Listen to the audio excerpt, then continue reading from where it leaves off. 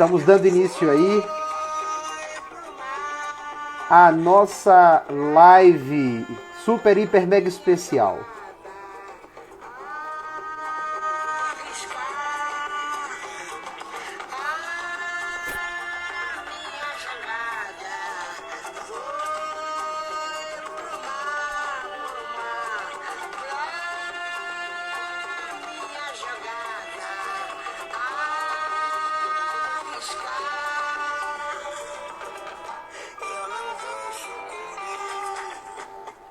Na certeza de que nós não iremos sucumbir em meio à realidade em que nós estamos vivendo, dolorosa, conflituosa, nós abrimos então a nossa live, que foi programada com muito carinho e cuidado pelos participantes de hoje. Tanto por mim, quero deixar bem claro de que esse projeto Filosofia, Amigos da Sabedoria, não é de cunho unilateral, mas sim plurilateral, em todos os seus aspectos, senhores e senhoras participantes desta live de hoje.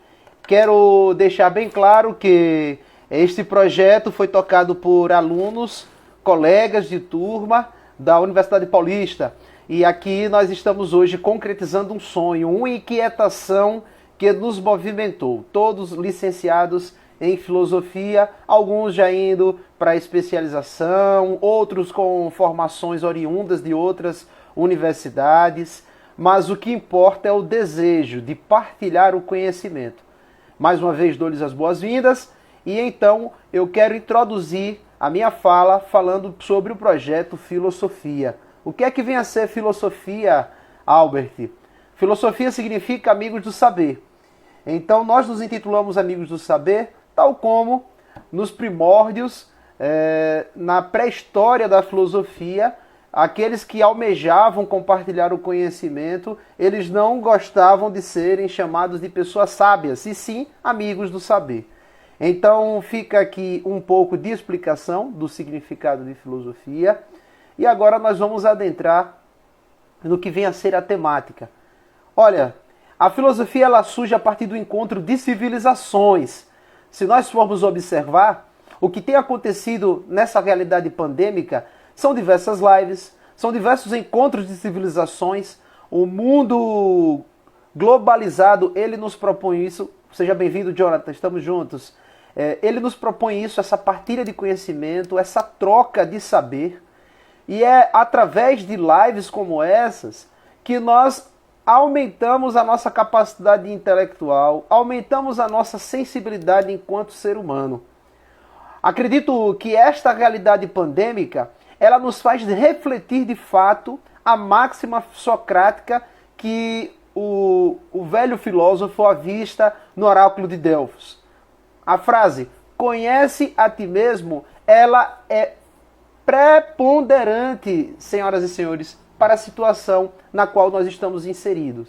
Quantos aqui já não tiveram conhecido acometido pela Covid? Quantos aqui não tiveram alguém que teve que ficar recluso em casa? Quantos aqui não perderam algum ente querido para essa doença? Queremos dizer que a educação, ela também tem sido atingida de maneiras positivas e de formas negativas. Porém, quantos oráculos de Delfos serão necessários para que a humanidade comece a perceber que ela faz parte da natureza, que ela não é o único ser que realiza o que nós conhecemos como ecossistema. Não, o ser humano ele está incluso em um habitat, está incluso em comum unidade, ele está incluso em diversas realidades. Então, o educar hoje, ele transcende o âmbito de sala de aula, ele passa para as redes sociais, mas de uma maneira muito mais importante do que há algum tempo, ele já começa a demonstrar a sua latência para a ontologia do indivíduo. O que quer dizer ontologia? Para a plenitude, não apenas no aspecto intelectual, mas no dia a dia, em qualquer afazer que o indivíduo for realizar, ela já se faz presente. Nós separamos esta live em 3 blocos. Temos então 3 participantes. O primeiro será Luiz Cláudio. Luiz Cláudio já será chamado daqui a pouco. Eu já peço que você vá solicitando o seu convite, meu caro amigo.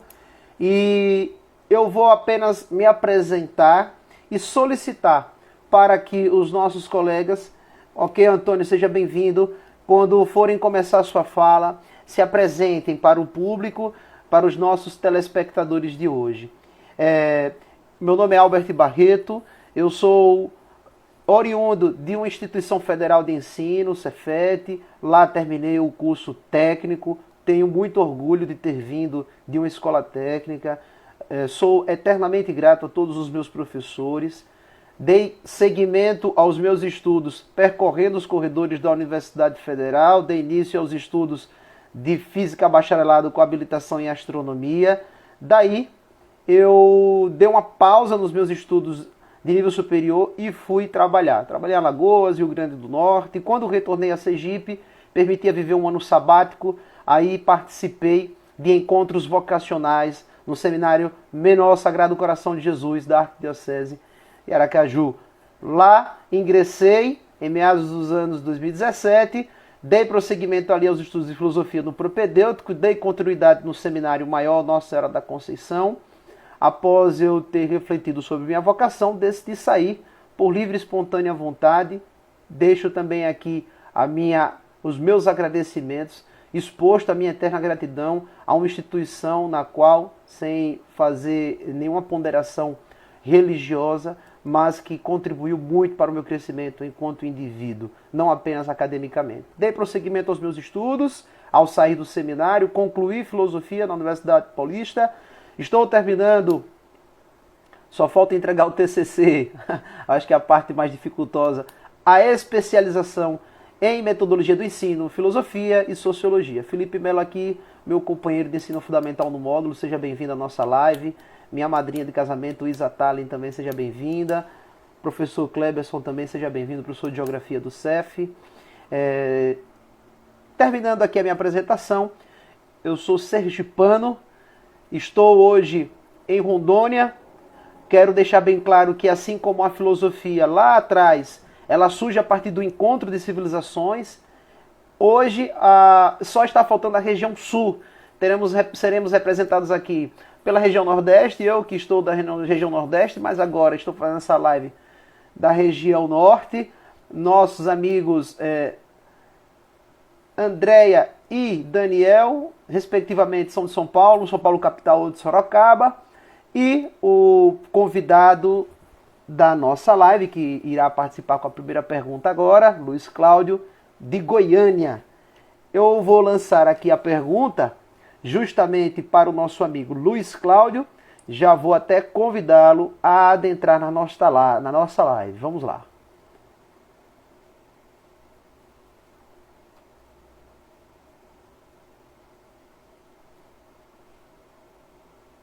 Estou aqui convidando o Luiz Cláudio, enquanto o nosso amigo está entrando, tentando fazer conexão conosco. Vou relembrando aqui o tema da live de hoje. Olá, Luiz, como é que você está? Tudo bem? Tudo bem, Albert? Prazer enorme estar aqui. Satisfação é a nossa, de todos os nossos participantes aqui, os 21 participantes que estão conectados conosco. Como nós havíamos conversado, talvez não tenhamos 1000 likes, mas tenhamos 1000 motivos, Luiz, para poder continuar realizando esse trabalho, esse instigar filosófico. Eu comentei aqui com o pessoal que eu iria citar novamente o tema, a educação em meio à pandemia, uma perspectiva filosófica, e é nesse contexto, Luiz, que eu quero convidar você a se apresentar aos nossos telespectadores, contar um pouquinho de sua história para que eu lance daqui a pouco a pergunta. Seja muito bem-vindo, satisfação em tê-lo comigo aqui nesta live, meu amigo. Muito obrigado. Vou fazer uma breve apresentação. Ele já disse meu nome, eu sou Luiz Cláudio, tenho 48 anos, sou casado com a Karine, tenho 2 filhas maravilhosas, né? A minha formação primeira, né, aquela na qual eu exerço ofício, é ciência da computação, né? E agora eu estou realizando esse sonho de estudar filosofia. Era um sonho antigo, e eu estou extremamente feliz, porque isso está enriquecendo muito o fato de eu estar tomando contato com o processo de evolução do conhecimento humano. Então isso está sendo muito enriquecedor, em especial nesse período de pandemia. Ô Luiz, tendo em vista aí que nós estamos falando sobre filosofia exatamente é esse encontro de cultura e tudo, que legal nós estarmos vindo de outras áreas, né? Eu sou instrutor técnico hoje aqui em Rondônia, você trabalha na área de informática, mas nem por isso nós nos furtamos em falar sobre uma temática tão importante quanto essa, que nós vamos falar sobre hoje, a questão educacional em meio à pandemia. Luiz, obrigado por partilhar um pouquinho de você, mas gostaria de lançar aqui a nossa pergunta sem muito arrudeio. Em meio à pandemia, meu caro amigo, ficamos mais tempo em casa, obviamente. Para você, como poderíamos nos conhecer, Luiz Cláudio, ainda mais por meio da perspectiva socrática, aquela do oráculo de Delfos? Conhece a ti mesmo?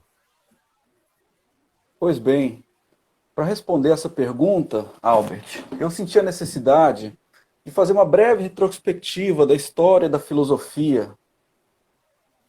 Então a gente vai começar a partir da mitologia, que foi a primeira forma de pensamento que o homem idealizou para tentar explicar a realidade, né? Quando ele começou a tomar consciência de si mesmo e da regularidade dos fenômenos da natureza, dia, noite, né, sol e a chuva, as 4 estações, ele sentiu essa inquietação, essa necessidade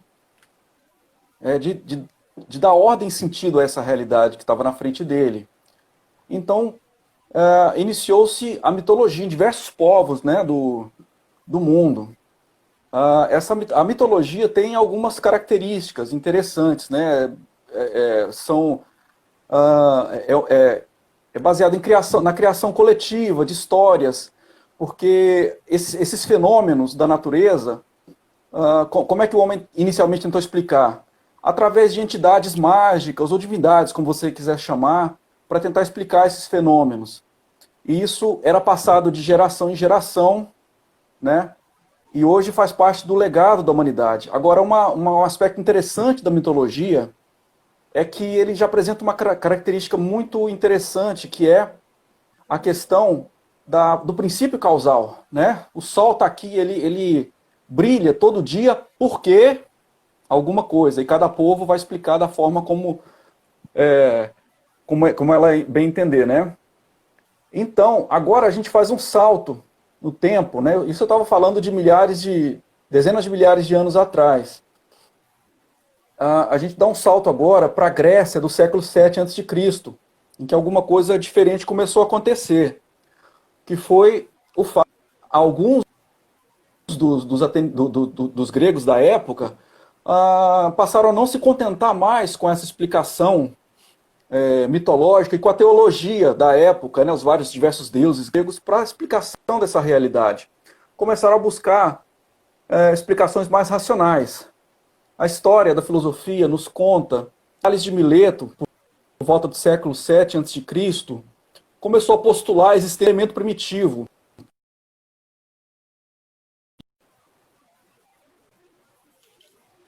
Desse que foi considerado o primeiro filósofo, né?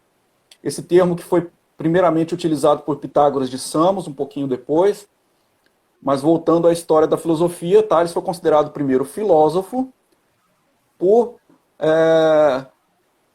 conceber essa forma diferente de explicação da realidade, uma forma mais racional. E diversos outros pensadores dessa época buscaram explicações também, cada um à sua maneira, né? Nós temos aí, por exemplo, Empédocles e os 4 elementos, fogo, terra, ar e água, Leucipo e Demócrito, o postulado do átomo, né? Primeira vez que eles cunharam esse termo, e vários outros importantes, Heráclito, Parmênides, e eu vou deixar para o ouvinte para depois pesquisar um pouco sobre essa história que é maravilhosa. Tá? E agora a gente vai lá para o século, volta do ano do iníciozinho do século V a.C., né, em que alguma coisa também começou a ser diferente. Começou-se a se duvidar um pouco dessa capacidade dos homens de fazer afirmativas, de volta. Então começou-se a trazer discussões de uma forma mais relativa para questões humanas, né? Nós temos aquela máxima de Protágoras: o homem é a medida de todas as coisas. E essa forma de pensar começou a visar um pouco, né, os conceitos e pragmático dessas discussões, em que a opinião passou a ser mais importante do que a busca por uma verdade absoluta, né? Então, nessa época, os chamados sofistas, né, que eram mestres da argumentação e da persuasão, que tinham cujo trabalho era importantíssimo quando se estabeleciam as assembleias nas ágoras, nas praças públicas, lá principalmente nessa época de Atenas, né, que era a grande cidade-estado da época. Então esses profissionais eram muito requisitados, mas aí surgiu uma figura que é considerado o patrono da filosofia, Sócrates. No ano 470 a.C. ele nasce, ele filho de um escultor e de uma parteira, e um belo dia, um amigo dele, chamado Querefonte, vai até o oráculo de Delfos. Nós temos que lembrar aqui que os oráculos eram templos de uma importância fundamental na época para tomada de decisões, tanto do plano individual quanto coletivo, né? Os governantes iam para se consultar a respeito da possibilidade de fazer uma guerra. Eu vou vencer essa guerra ou não vou? Era uma pergunta típica que eles faziam, né? Então, o oráculo ele era uma fonte muito confiável de conhecimento. E o Querefonte perguntou: qual é o homem mais sábio da Grécia? O oráculo teria respondido: não existe homem mais sábio do que Sócrates. Sócrates ficou tomado de surpresa, né? Ele, que se considerava uma pessoa tão simples, né? Um mero escultor, ele tomou o ofício do pai. Como é que eu posso saber mais do que esses grandes sábios, né? Eloquentes da Grécia? Mas ele, a partir desse momento, ele mudou sua postura e começou a tomou a missão pessoal de buscar a verdade, né? E para isso ele dialogava. Esse era o método que ele usava, o método do diálogo. E como é que ele fazia isso? Ele primeiro buscava uma pergunta de cunho geral. Por exemplo, o que é a justiça? Né? Ele consultava inicialmente aqueles que eram considerados mais doutos, mais sábios nos assuntos. Né? E ele ia, a partir da primeira resposta, ele ia aprofundando as perguntas. Até que, invariavelmente, o interlocutor caía em contradições, porque suas convicções eram baseadas em ideias frágeis, conceitos frágeis. E aí ele partia, isso é chamado de ironia socrática, né? Esse fato de você perguntar desconhecendo a resposta. E aí ele partia para a segunda etapa, que era elaborar mais perguntas de forma que a própria pessoa gerava suas próprias ideias. Por isso que a gente fala de parto de ideias, é a maêutica, né? Essa palavra grega tem como significado o parto, né? Então, assim como minha mãe é uma grande parteira, a Fenareta, eu sou um parteiro de ideias, era assim que ele fazia. Tá? E agora que a gente passou por essa introdução, né? Eu já disse que Sócrates é considerado o patrono da filosofia. A importância dele com esse método, né, de se indagar é fundamental assim, para o pensamento ocidental, principalmente. E agora eu começo, então, a entrar na resposta à pergunta. Qual a importância, né, como é que a gente pode parir esse conhecimento, né, tendo em vista o ócio que é provocado pela pandemia? Aqui eu quero fazer outro registro muito rápido da origem da palavra ócio, né, porque antes ela tinha uma... Aqui a gente hoje associa ócio à preguiça, a não fazer nada, mas o ócio era a atividade de refletir, de pensar. E o negócio, né, era a negação do ócio, era o trabalho braçal, digamos assim, né? Então não tomemos o ócio como algo negativo, né? Um momento realmente de reflexão que a pandemia está nos trazendo, entre outros aspectos interessantes também. Mas, já respondendo à pergunta, eu vejo duas formas possíveis, né, da gente realizar esse parto do conhecimento. Primeiro, olhar para dentro. E segundo, olhar para fora. Eu vou falar então do primeiro aspecto, lembrando da inscrição completa que havia na entrada do oráculo de Delfos. Ó homem, conhece-te a ti mesmo e conhecerás os deuses e o universo. Essa é é a promessa que o oráculo faz para a gente. E que você lembra muito bem que quantos oráculos ainda serão necessários para que a gente ouse conhecer a si mesmo. Não é verdade, Albert? Pois bem. Sem sombra de dúvida, Luiz. Sem querer atrapalhar aí o seu posicionamento, a sua fala, quantos oráculos serão necessários? Veja só, senhoras e senhores, na fala do nosso amigo Luiz Cláudio, quantas coisas ele trouxe à tona, se vocês forem anotar, dá quase uma lauda, cada etapa da fala dele, para que nós pudéssemos chegar à resposta da pergunta do ócio, não é? Então a resposta ela está sendo bem embasada, não é uma resposta frívola. Ó homem, conhece a ti mesmo para que possas conhecer aos deuses e ao universo. Sem querer perder o fio da meada, dê continuidade, Cláudia, porque nós precisamos frisar sempre isso. Quantos oráculos serão necessários para eu, Albert, e para você, Luiz Cláudio, que estamos tão próximos, ao mesmo tempo tão distantes, mas a tecnologia que foi criada pelo homem nos aproxima, mas ao mesmo tempo é essa imaginação do homem que o afasta da natureza. Sigamos, meu amigo. Pois não. O segundo movimento de olhar para fora, eu também me lembro de Sócrates, né? Que, de acordo com um escrito de Platão, chegou até nosso tempo, esse texto que é um dos mais importantes também para o pensamento ocidental, que é a alegoria da caverna, né? Em que, resumidamente, eu acredito que outros colegas vão comentar também, mas naquela caverna a gente tem a ilusão da realidade, mas quando a gente ousa sair da caverna e ver pela primeira vez na vida o sol brilhando, a gente percebe que aquilo sim é a realidade, que aquilo que a gente estava presenciando ali, que eram as sombras de uma fogueira projetadas na parede, eram simplesmente uma ilusão. E a gente se agarrou tanto àquilo como verdade, não é? Então essa expansão, esse movimento de buscar, também é outra característica interessante que a gente pode aproveitar nesse período de pandemia. Então vamos primeiro abordar a questão do conhecer a si mesmo, o autoconhecimento. Essa que é uma questão também de interesse da filosofia, né? Uma disciplina chamada Teoria do Conhecimento, porque o método científico todo até, né, já há 3, 4 séculos, ele é baseado na noção de objeto, né, na observação dos objetos de conhecimento. E para isso a gente tem a mediação dos nossos 5 sentidos, né? Objeto, essa palavra, cuja origem está relacionada ao conceito de ser aquilo que é lançado para fora. Então tudo aquilo que não sou eu, não é o sujeito, é o objeto. E o autoconhecimento é essa característica da gente ter acesso direto a esse, entre aspas, objeto de conhecimento, né? Sujeito e objeto, de alguma forma, se fundem, né? O sujeito é o próprio objeto do conhecimento. Alguns questionam se isso é possível ou não.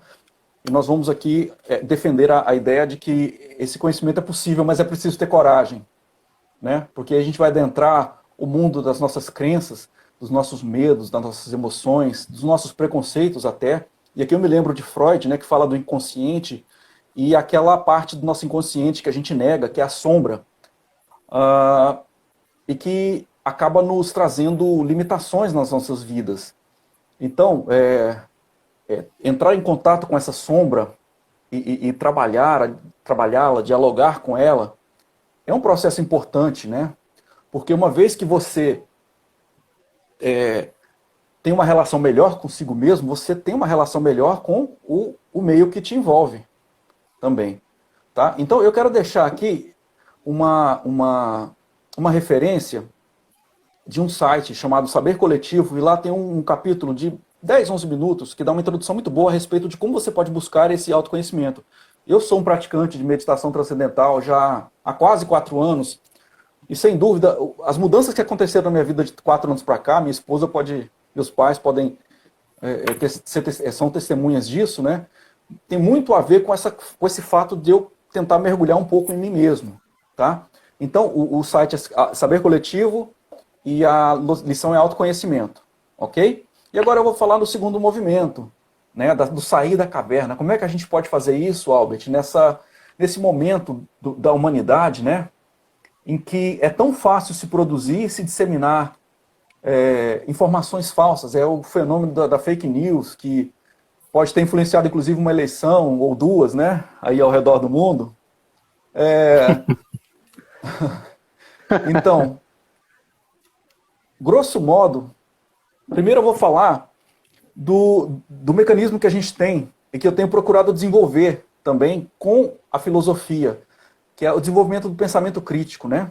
A gente pode entender que o pensamento tem várias definições, mas uma bem sucinta seria a habilidade de chegar a conclusões razoáveis com base em evidências, nas evidências dadas, né? A primeira reflexão que a gente tem que fazer é com relação à busca da validade dessas evidências, nessa realidade que a gente vive hoje, de disseminação de informações de uma forma muito veloz e para a gente fazer esse filtro, né? Como é que a gente sabe o que é verdadeiro e o que não é? Então a gente tem que fazer o exercício da dúvida. E aqui eu me lembro de René Descartes, né? Que é considerado o pai da filosofia moderna, revolucionou o pensamento humano através do método da dúvida. A gente tem que fazer esse exercício realmente. Recebeu alguma coisa? Antes de passar para frente, se pergunte, isso é verdade? Como é que eu posso saber se isso é verdade? Pergunte para alguém, pergunte para o Google. Já é um começo, viu? Só com essas duas atitudes a gente já filtra bastante coisa que não é verdade. E que pode causar danos, né? Então, outro aspecto importante é a distinção entre fato e inferência. Veja bem, muitas vezes a gente se depara com um fato, tira uma conclusão a partir desse fato, né? Isso é chamado de inferência, e passa a considerar essa inferência como o fato original, né? Minha esposa chega em casa, eu não estou em casa, não avisei para ela por algum motivo, ela pensou, tá com os amigos no bar. Eu posso dar esse exemplo? Tá na gandaia. Tá na gandaia, né? Quem nunca passou por isso aqui? Eu escolhi parar de beber tem 2 anos e meio, então eu posso dar esse exemplo aí. Então, na verdade, o que pode ter acontecido é que eu saí às pressas para auxiliar alguém, para dar socorro para alguém, entendeu? Então a gente tem que tomar muito cuidado. O fato é que eu não estava em casa. Agora, o que aconteceu, né, que tem que ser investigado. Né? Com esses pequenos elementos, Albert, a gente começa isso pode ser considerado uma semente do pensamento crítico, né? Foram com esses pequenos elementos que eu comecei a questionar um pouco mais. Eu que sempre fui muito de aceitar a realidade dada e acreditar naquilo que as pessoas me falam, mas eu, aos 48 anos, estou fazendo esse exercício de mergulhar em mim mesmo e tentar buscar respostas, né? E usar o pensamento crítico também para me auxiliar como uma ferramenta utilíssima. E assim, eu encerro minha participação e agradeço a todos os ouvintes e aos meus colegas que vão entrar daqui a pouco. E a você também, Albert. Antes de você se desconectar aí, Luiz, eu quero agradecer-lhe. Agradecer aqui pela participação de Fábio, de Camila, de Paulo, de Lidiane, as ponderações colocadas aqui por Fábio. Fábio, você verá que vai ser destrinchada nas próximas falas. A sua ponderação, Luiz, ela se encaixou perfeitamente, porque você disse aí, olha, você foi bem pontual. O ócio não é o significado do não fazer nada. E nós usufruímos do ócio quase 3 dias aí, caros amigos, ouvintes e telespectadores, para podermos preparar esta live. Aqui não tem nenhum exímio orador, aqui não tem nenhum exímio profissional em lives e nem marqueteiro.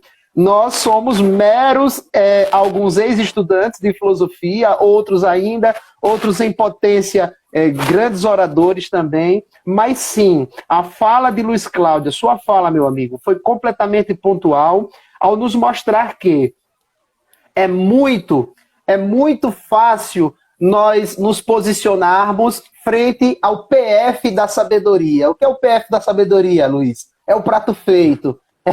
É o iFood da vida, sem querer fazer propaganda aqui, mas é o fast food do saber, que nós iremos nos aproximar um pouquinho mais desse conceito, logo mais. As respostas prontas, as respostas preparadas, elas são muito mais fáceis, mas eu gostaria de saber, será que eu entendo a respeito?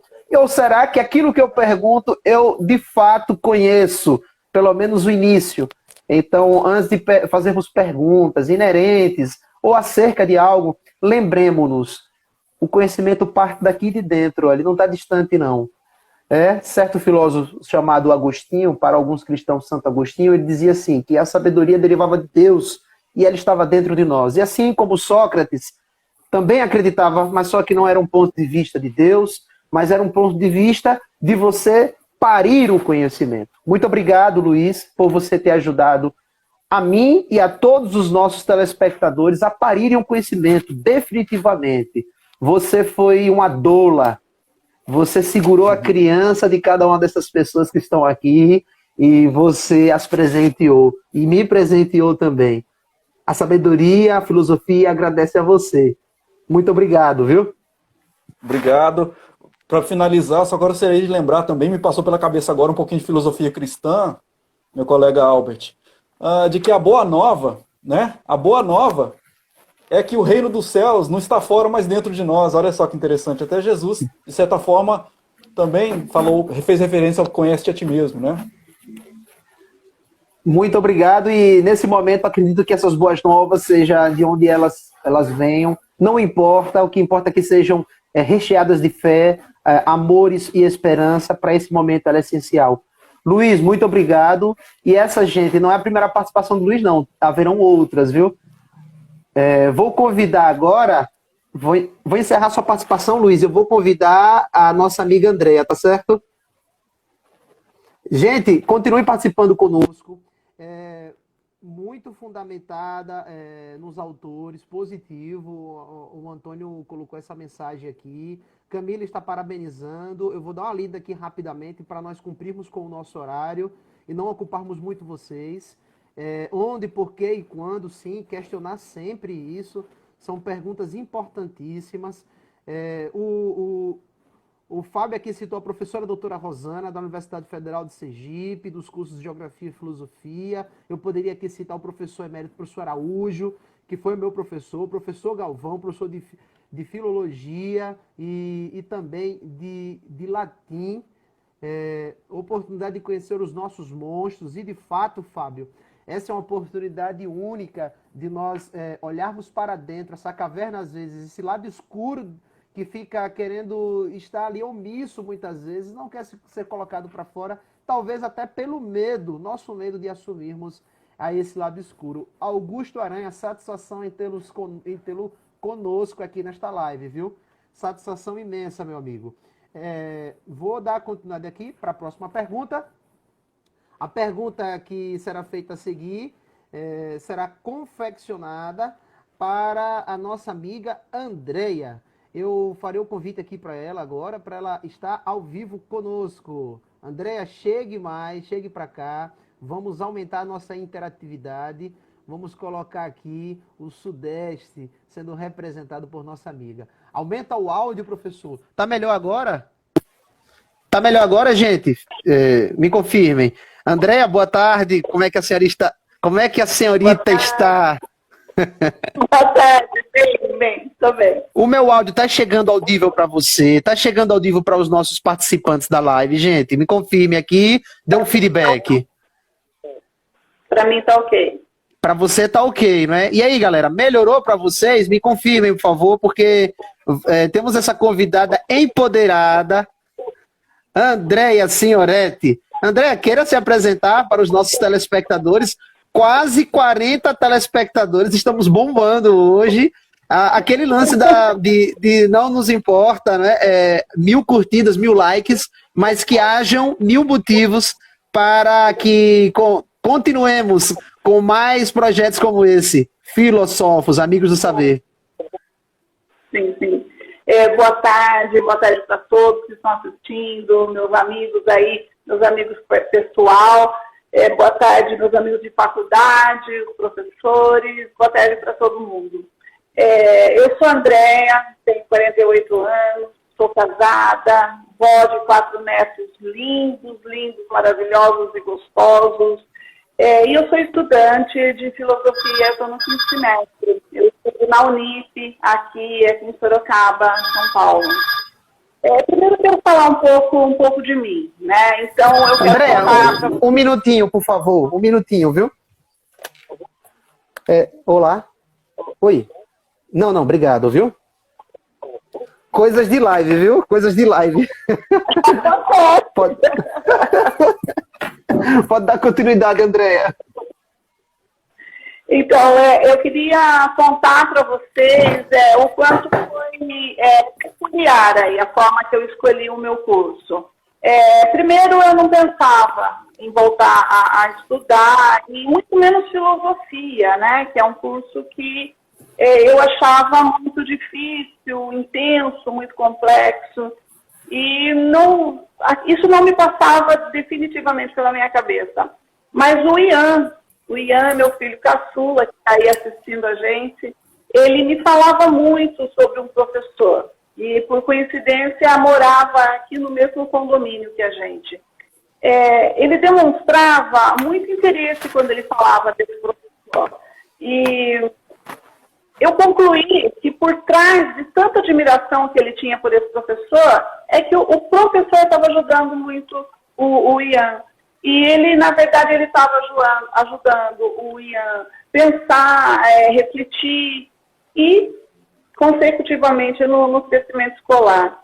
Depois de algum tempo, esse professor ele teve uma complicação na vesícula e ele veio a falecer. E foi um momento muito difícil porque eu vi a dor da perda de um amigo estampado no olho do meu filho, né? E isso foi uma coisa muito triste, foi realmente muito difícil, né? Mas eu entendi o que a filosofia faz com as pessoas. Ela ensina o amor. A filosofia, ela ensina o amor. Ela é pertinente ao nome, né? Filo, amor, amizade, e Sofia, que é a sabedoria. Então eu comecei a me apaixonar por essa matéria. E foi um momento assim que me revolucionou. Então eu fui atrás de uma faculdade próxima aqui, né, da minha casa, e como eu tinha uns horários muito incertos pelo trabalho, eu optei pelo estúdio EAD. E eu fui muito questionada pelas pessoas por fazer ensino à distância. Mas assim, eu pensava somente na aprendizagem, era uma coisa que eu queria para mim, como pessoal, né? E era para o meu crescimento só, ou seja, eu não pensava em ser docente, eu não pensava em levar isso como trabalho, como uma profissão para mim, então eu me importei com as críticas. Se bem que essa sou eu não me importo com críticas, porque não me acrescenta. E, de repente, a minha paixão por filosofia, ela foi crescendo. E eu percebi que eu não podia encerrar ali aquilo que eu estava sentindo. Eu percebi que eu não podia guardar tudo isso só para mim. Eu tinha que disseminar o que eu estava aprendendo. Eu quero muito fazer com que as pessoas pensem, com que as pessoas questionem, ir atrás de resposta satisfatória. Descartes, eu vi em Descartes eu tinha visto muito pouco, eu sabia uma coisa muito rápida de Descartes, né? Mas aí na grade de filosofia, eu vi que ele ensina a dúvida hiperbólica, ele ensina a dividir isso em 5 partes. E isso é muito importante, porque ele divide, ele foi esmiuçando aquele problema, aquela problemática, até ele chegar numa resposta satisfatória.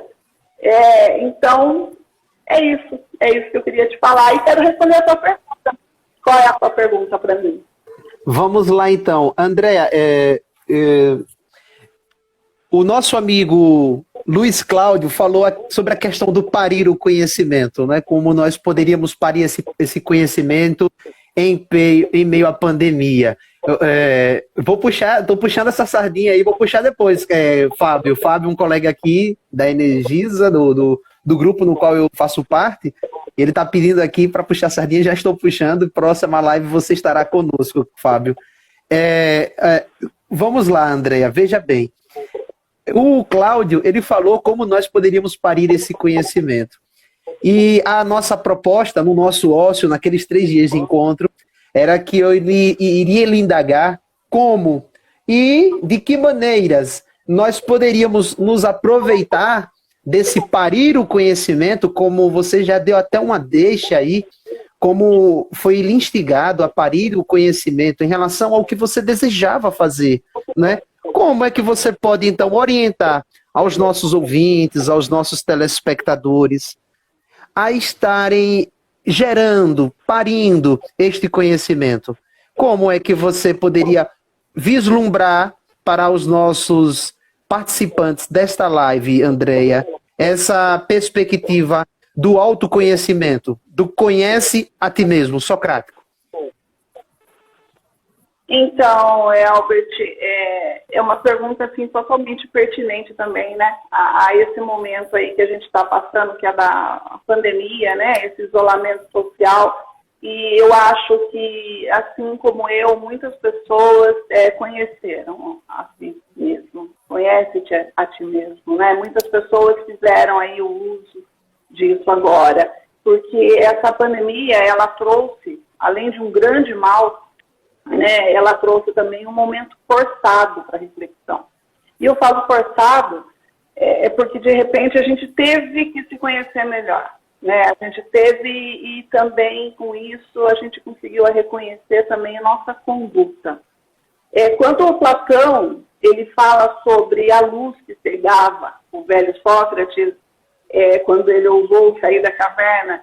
Eu entendo que essa luz, ela é descoberta, ela é a nossa sabedoria e tudo isso que nós conquistamos com o nosso conhecimento. É interessante isso.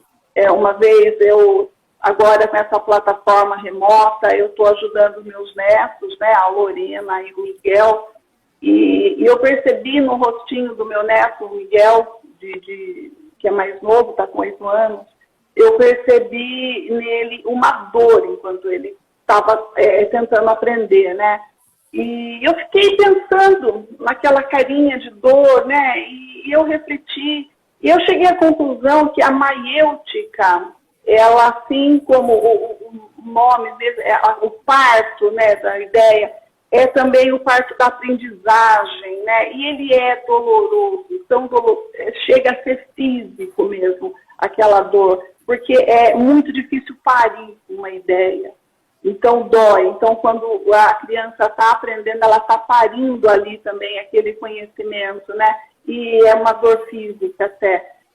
Mas depois nasce aquela ideia linda, frutífera, e a gente embala, né? É um filho nosso, saiu, né? E aí é só encantamento. Então, o Sócrates, quando ele sofreu muito quando ele entendeu tudo à volta dele, né? Tudo com a luz da sabedoria, e foi julgado por isso, foi condenado à morte, né? Então a cicuta de Sócrates ainda nos dias de hoje, né? Ainda tem aí para muitas pessoas imposta, né? Essa cicuta também. E porque tem também o fato esse distanciamento social, esse isolamento social, é um luxo você poder ficar em casa, não foi para todas as pessoas. Muitos falavam, estou no mesmo barco, estamos no mesmo barco, mas nós não estamos, né, no mesmo barco. Nós estamos na mesma situação, né, mas os barcos de uns estão no iate, outros estão aí numa canoa, né, então não é o mesmo barco. E aí a gente sabe, assim, de todas as pessoas que estavam apressadas, atrasadas, ansiosas, e por que não falar? Essas pessoas estavam cegas. Eu digo cega porque eu acho que é uma cegueira dos olhos limpos. Você tem os óculos para você enxergar melhor, e a realidade não, a gente não estava conseguindo enxergar nem de óculos, né, nem com as lentes. E as pessoas só estavam enxergando o óbvio, nada além do óbvio. Então, nessa situação que a gente se encontrava, o óbvio é pequeno, é raso, embaçado. Mas apareceu a pandemia, né? Esse vírus aí colocou todos os apressados, os atrasados, os ansiosos, os cegos, no seu infinito interior, né? Interiorizou tudo aquilo. E ficou tudo muito intrínseco, né? Nós tivemos que ter, assim, esse momento de olhar para o espelho e conviver com nós mesmos, esse momento de apreciar a própria companhia, e a gente está diante, assim, de múltiplas escolhas. E essas escolhas nem sempre são fáceis. Mas elas são todas nossas e de nossa total responsabilidade. A gente tem que trabalhar, então, essa responsabilidade de vida de uma forma mais leve. Em mim, pessoalmente, esse isolamento social, ele me fez reconhecer uma Andréia que há muito tempo estava perdida. Né? Cada 20 dias, por exemplo, eu tinha que estar retocando minha raiz. Eu pintava o meu cabelo a cada 20 dias. E era como se a tinta estivesse me mandando calar a boca. A sociedade não podia me ver grisalha, era feio. Um homem grisalha é charmoso. Uma mulher grisalha é velha, é feia. E como se o empirismo fosse um defeito, né? Como se o conhecimento, como se a experiência nossa fosse um defeito. E eu não me dei conta, mas eu estava pensando como igual a massa. Preguiça de pensar, né? Então é uma ordem, pinta o cabelo. Pinta o cabelo que você vai ser melhor.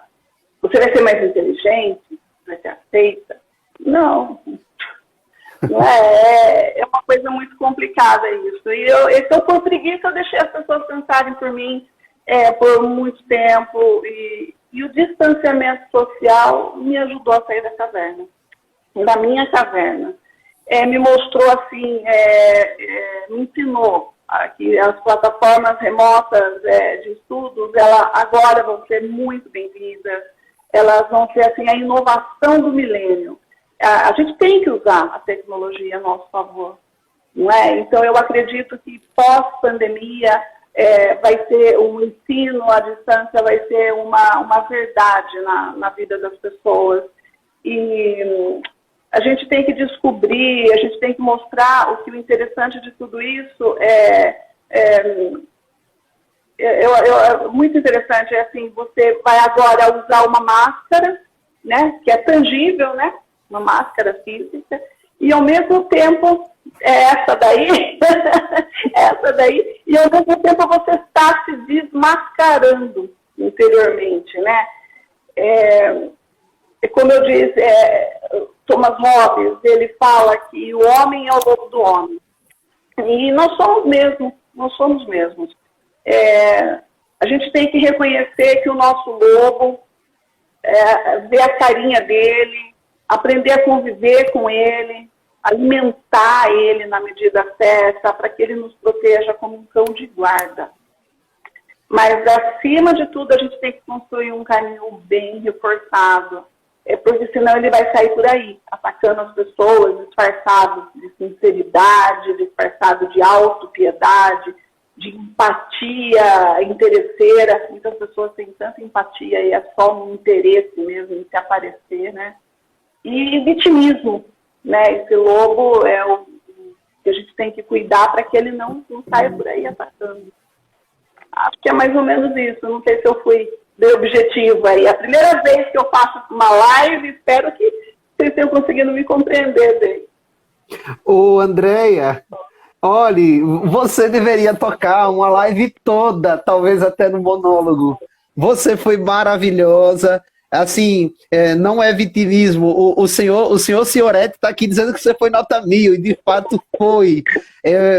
Me fez lembrar esse empoderamento da minha esposa. Talvez por um momento, eu já estou há quase 3 semanas aí fora de casa, com muitas saudades da minha esposa, e ela é bem empoderada assim como você. E o que eu achei muito bonito, Andréia, na sua fala, foi que você não precisou usar o filosofê para poder explicar um conceito filosófico. Você foi esplêndida, foi pontual. Primeiro, quando você tocou no aspecto do exemplo do professor do seu filho. O quanto ele tocou na alma, a filosofia nos toca, vai no âmago, não é? Depois você falou sobre a questão do cálice de cicuta. Quantos cálices de cicutas eu vou precisar imputar ao outro? Eu que não faço do grupo de risco, eu que não faço parte desse grupo, eu vou precisar obrigar o outro a beber do cálice de cicuta. Talvez eu seja um portador da Covid, talvez eu esteja ali autoimune e eu possa imputar aquele que está na zona de risco a tomar esse cálice de cicuta, que foi o cálice de cicuta que o Sócrates foi obrigado a beber. E por último, e não menos importante, essa sua fala na qual você toca, você fala sobre a sua personalidade, você fala sobre você, quantos cabelos brancos e sem seios físicos nós temos vergonha de expor. Quantos fios brancos nós possuímos em nossos corações através do nosso egoísmo. Quantas vezes a gente se costuma comportar como lupo, homo humini lupus est. O homem é o lobo do próprio homem. De fato, precisamos alimentar este lobo, reconhecer que ele existe, sermos cautelosos com ele, não colocarmos para fora da jaula a revelia de qualquer maneira. Andréa, você foi maravilhosa, você surfou na filosofia, falou de René Descartes, falou de Thomas Hobbes, falou de Platão, falou de Sócrates. Você é uma filósofa em potência por natureza. Somente isso a dizer. Senhorete, olhe, preserve essa filósofa que tem na essência, na veia, a antropologia. Você sabe mostrar, Andréa, como o ser humano é de fato. Você é totalmente antropóloga também. Parabéns, muito obrigado. Eu quero deixar que você finalize. Muito obrigada, Albert. Você sabe que antropologia é aí meu próximo curso. E como a gente estava conversando aí numa reunião nossa, o que eu aprendi é a ponta do iceberg. E o que eu não conheço é um oceano inteiro. Então, eu voltei a estudar e não vou parar não, viu? Não vou parar. Eu vou estar aí com 80 anos e lá na faculdade. Eu quero aprender, eu quero conhecer, eu tenho sede disso. Andréa, veja, a live foi tão tranquila, tão relax, light, diet, que nós já estamos há quase 1 hora. O Daniel daqui a pouco vai falar. E você foi agora pontual, não é? Acredito que esse ócio que nós vivemos, esse conhecer a si mesmo, de fato, é o olhar para dentro e dizer assim, olha, você tem capacidade, você pode, não é tarde, e o tempo ele é relativo, não é? Não existe esse empecilho do tempo. Você prova isso. Parabéns. The best, Andréa, senhorete. Muito obrigado. Obrigada. Viu? Obrigada. Vou desligar aqui e vou convidar o nosso amigo Daniel a participar da nossa live. Gente, olha, eu vou sim compartilhar no YouTube esta live. Quero agradecer a todos os participantes. Já estamos beirando os quase 50 participantes. Nós comentamos muito durante as nossas reuniões, quando nós estávamos preparando aí o projeto Filosofia Amigos do Saber, que nós não desejávamos 1000 likes. Nós desejávamos 1000 razões para que nós realizássemos outras lives como essa, tá certo? De antemão, a todos vocês que estão conectados, eu aviso que a próxima live terá como tema Apretitude, Inquietações Filosóficas Libertárias, tá certo? Para o último final de semana do mês de agosto. Sem delongas, eu quero convidar agora o meu amigo, meu irmão, da comunicação também, ele também é da área da comunicação e também é filósofo. Licenciado em potência, Daniel. Seja bem-vindo, Daniel. Olá, Albert. Olá a todos. Vou começar me apresentando aqui. Meu nome é Daniel. Eu sou formado em Mediologia pela Unicamp. Eu já estudei matemática na USP, já dei aula de música. Agora eu estudo filosofia à distância pela Unip e pretendo um dia me aventurar também pela lógica da programação, futuramente. Eu gostaria de acrescentar aqui, na minha apresentação, o fato de que eu sempre tive muito preconceito em relação ao ensino à distância, mas que eu estou positivamente surpreso com a minha experiência em relação a esse formato e que eu tive muitas dificuldades de adaptação no início, mas que depois de me acostumar eu tenho tirado muito proveito e acredito que, dependendo de como lidemos com isso, de alguma forma podemos chegar a um ensino cada vez mais personalizado que mapeie e atenda às condições de aprendizagem de cada estudante, mas isso levanta uma série de questões que eu pretendo abordar mais para o final da minha fala. Show de bola, Daniel.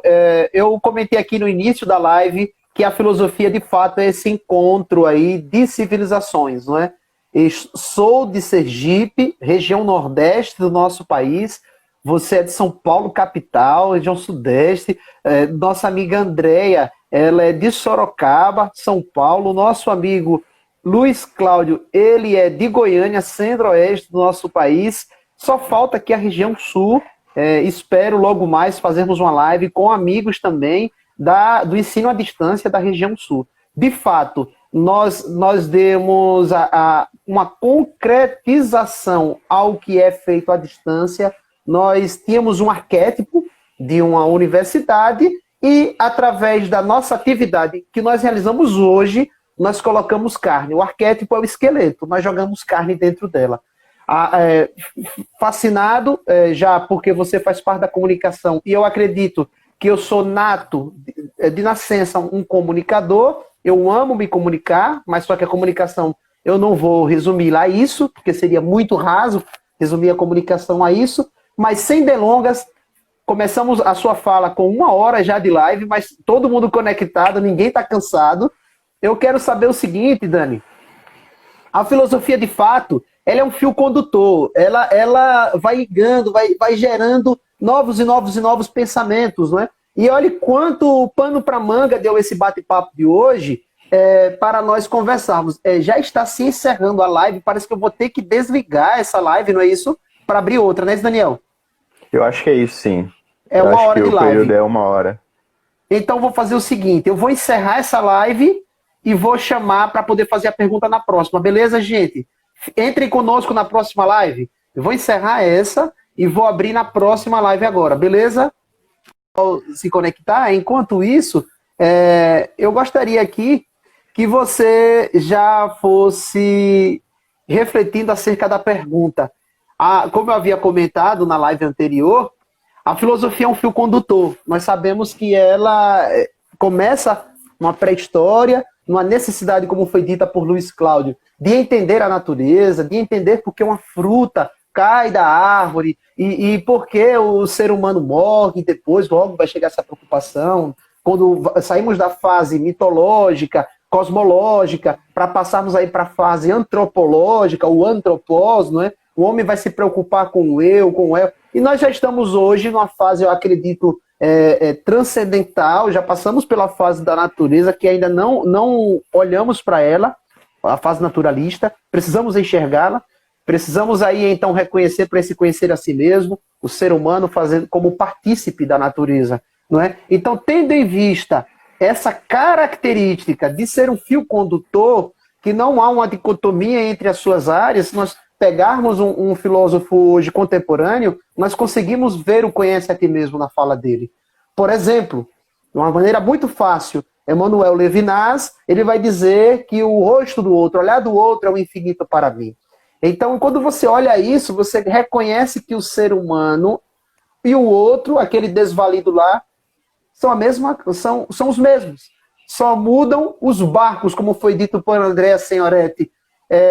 Só mudam os barcos. Às vezes, o meu barco talvez seja uma canoazinha um pouco mais ajeitada e a dele é apenas uma tábua que está quase afundando. Mas vamos lá.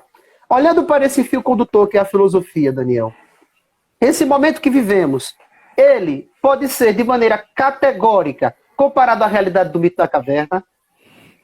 Com certeza, Albert. Eu vou me permitir aqui uma coisa que a gente não tinha combinado, mas de repente a gente ganhou um tempinho por iniciar de novo. E eu vou ler um parágrafo e meio sobre o mito da caverna, para quem ainda não conhece, ter um embasamento para seguir aqui o nosso raciocínio, tudo bem? Ok.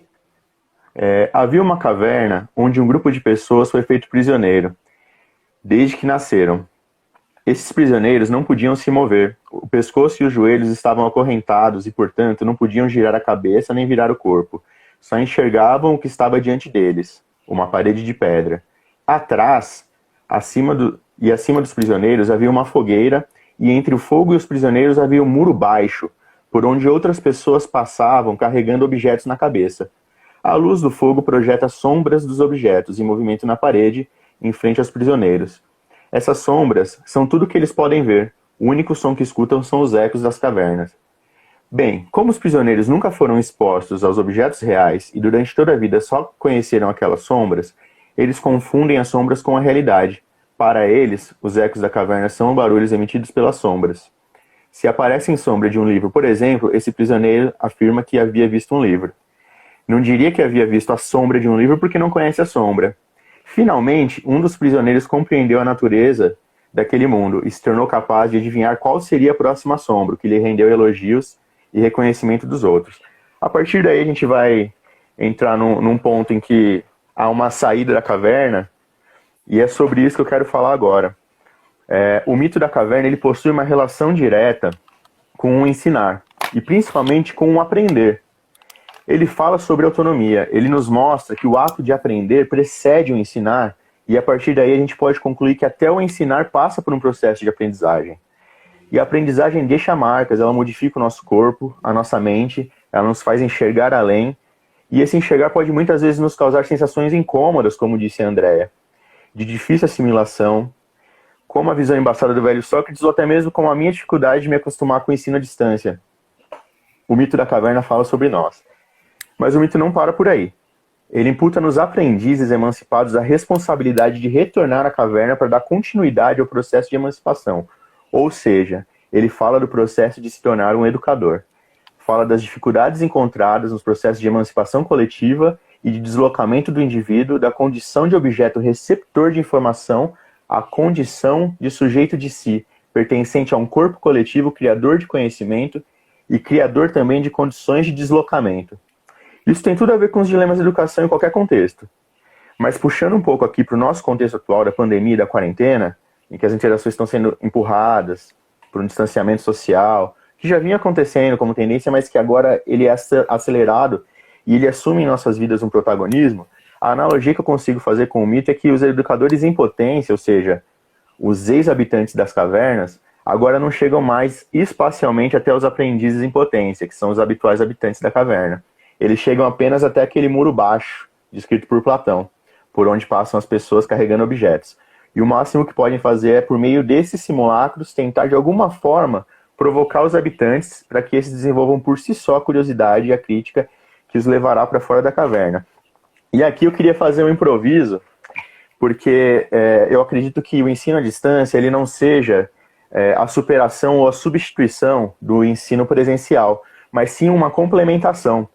Então, quando o velho Sócrates sai da caverna, descobre o mundo lá fora, retorna para falar com o pessoal que está lá dentro, é hostilizado por eles, é xingado, é ameaçado de morte, e ele tenta fazer com que esses prisioneiros se emancipem também, se de repente o Albert tivesse ali naquela pontezinha com o muro baixo, onde os prisioneiros conseguiam prever os movimentos de lá e para cá, e de lá ele começa a balançar um livro, se vocês puderem ver aqui, ó, com a ilustração do mito da caverna, isso faz com que a curiosidade desses prisioneiros seja aguçada, com que eles sejam provocados, e assim o velho Sócrates tenha mais recursos para fazer com que os prisioneiros se emancipem, para fazer com que os prisioneiros tenham a curiosidade de olhar para trás e olhar para um caminho que os leve para fora dessa caverna.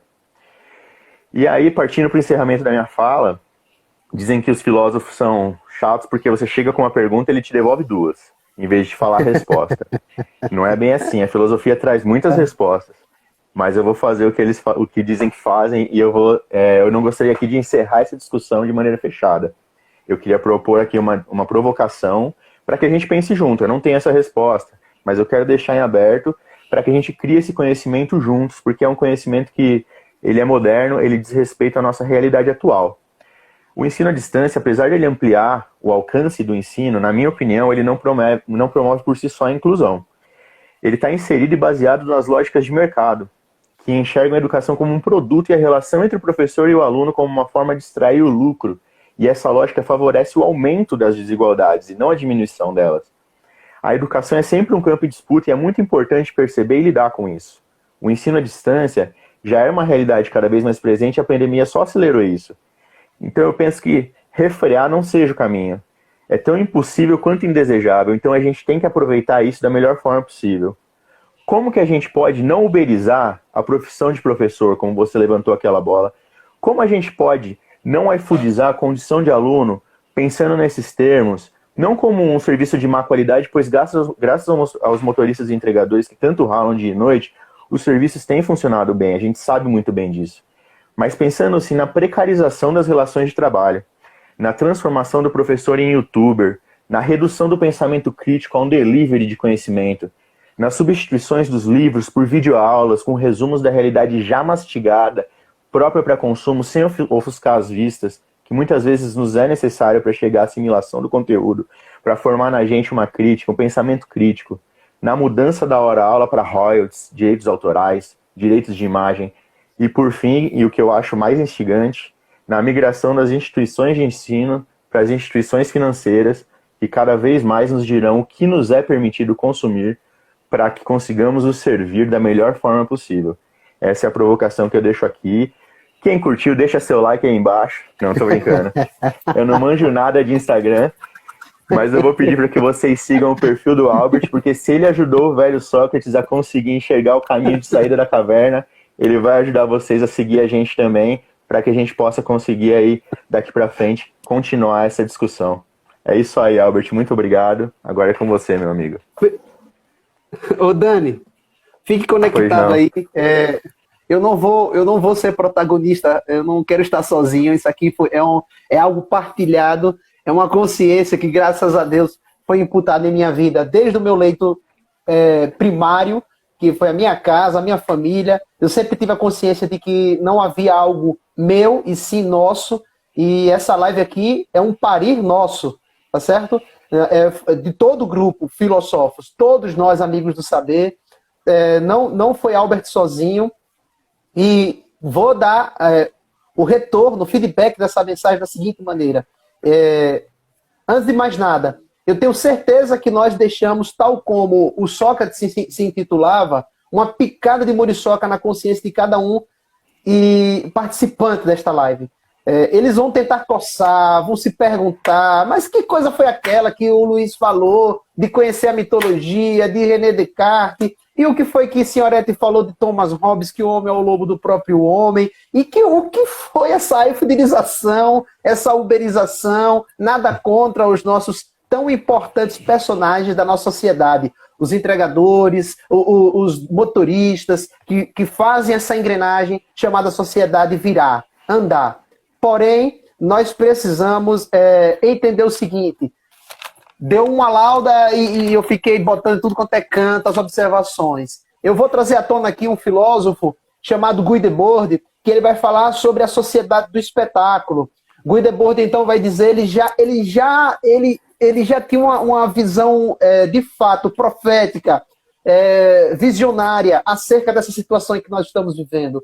Aqueles que quiserem, antes de mais nada, eu vou dizer aqui, desejarem fazer uma live inovadora como essa, light, diet, não apenas com um participante, não apenas com um monólogo, não apenas com um filosofê, não apenas com ideologias e pensamentos fechados, não. Aqui nós não dogmatizamos nada, nós deixamos em aberto, nós deixamos bem claro. Acredito, e a resposta já perpassa aí, que você fez a mim, Daniel, e que você fez a todos os participantes, que nós podemos modificar o quadro do professor se tornar um prato feito, um delivery, a partir do momento em que ele não se torna um dogmático. Ele não impõe, ele entende que ele é ponte para o conhecimento. Ele entende que, segundo Paulo Freire, como muitos tentam assassinar, o caminho se faz caminhando com o caminhante. É redundante, mas só que o professor pega na mão e aprende com a criança. O professor pega na mão e aprende com o adolescente. E aqui eu trago à tona outro pedagogo que ainda está vivo, Edgar Morin. Edgar Morin vai dizer que para que exista educação, para que exista um bom educador, é necessário os 7 saberes do futuro. O que nós estamos fazendo aqui é um dos 7 saberes do futuro. É não ter medo da tecnologia. Eu poderia estar tremendo de medo, gaguejando, mas só que nós estamos falando daquilo que nós somos, não daquilo que nós dizemos ser. Passa também por aí, tá certo? Hoje, o maior mercadinho, o maior restaurante chama-se iFood, mas por detrás do iFood existe aquele que está preparando o lanche. Então o iFood não é o supermercado, não é aquele restaurantezinho pequeno, é apenas uma ponte. Nós precisamos olhar dessa maneira.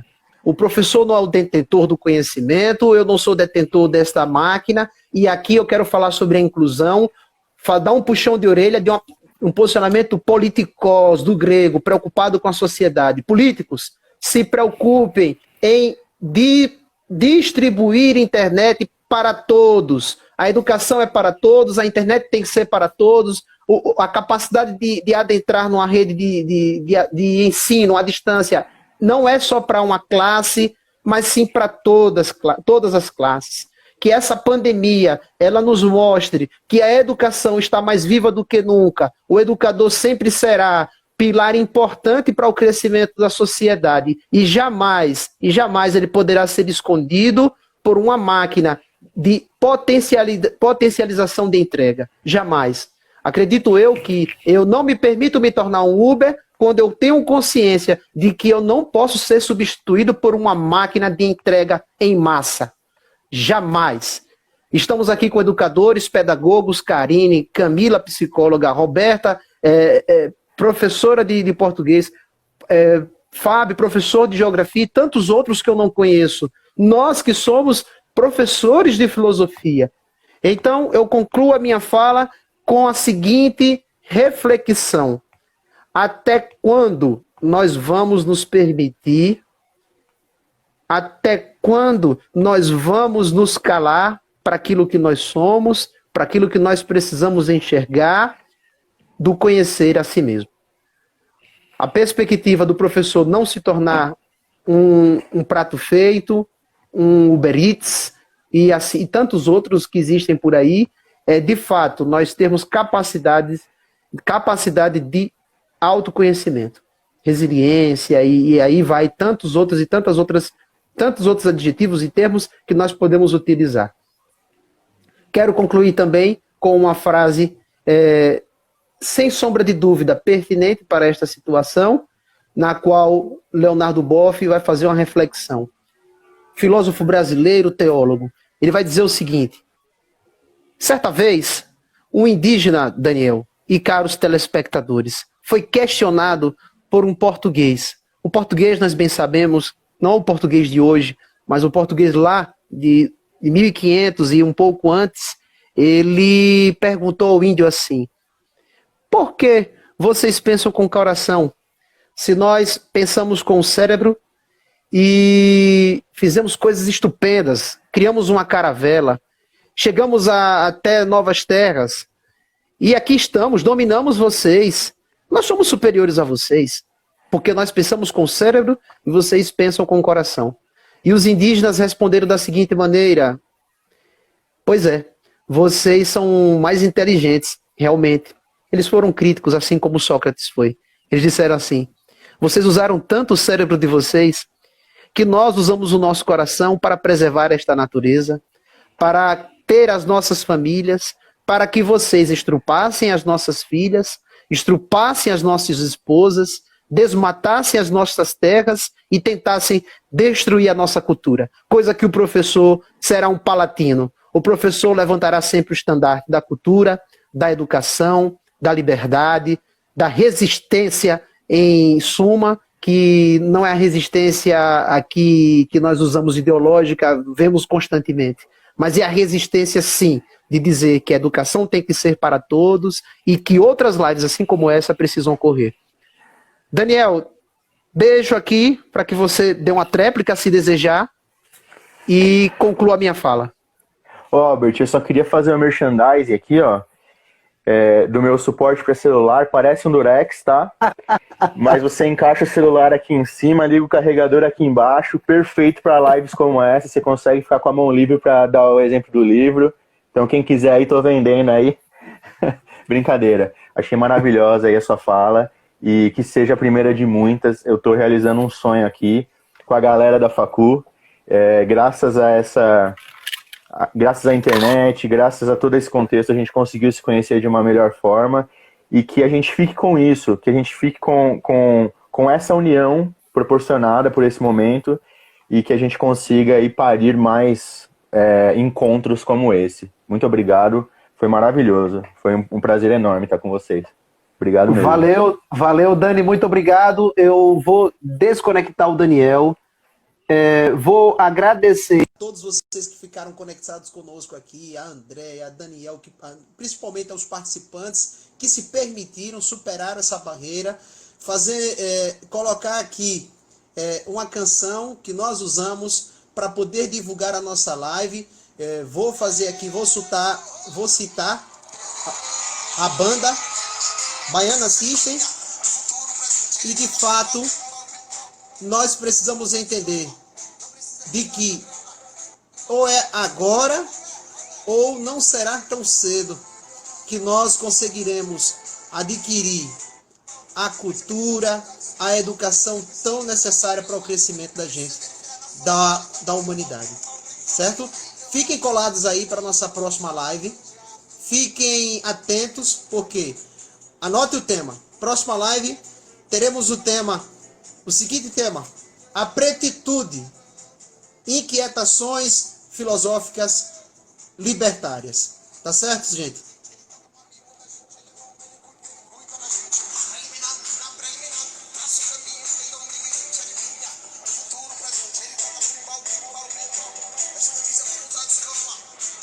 Valeu!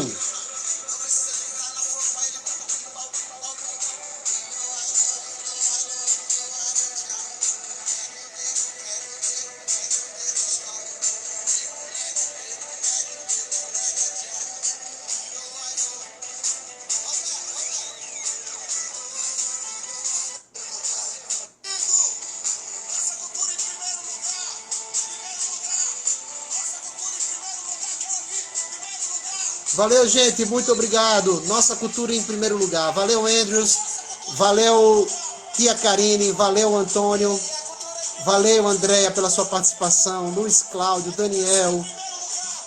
Muito obrigado pela presença de cada um de vocês. Um beijo enorme para minha amada esposa Roberta Daine, minha irmã Camila, Lidiane e todos os outros telespectadores que eu não tive tempo de citar aqui o nome. Tá certo, gente? Fraterno abraço. Fiquem conectados. E lembrem-se, educação em primeiro lugar. Conhece a ti mesmo.